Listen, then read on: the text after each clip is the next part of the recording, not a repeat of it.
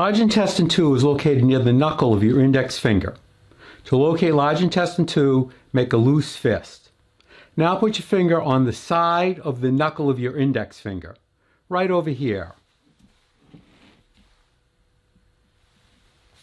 Next, move towards the tip of your index finger till you find the spot that is just above the knuckle, like this. Right here. Push in to find a point that is sensitive, sore, tender, or painful. That is large intestine 2. Activate large intestine 2 by rubbing the area quickly 5 times. Take a break for a count of 5 and repeat 4 more times. It might look like this.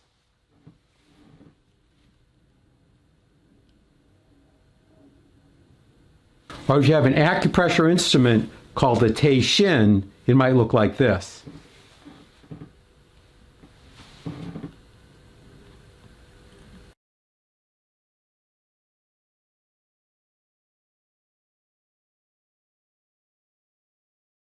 Now find and activate large intestine 2 on your other hand.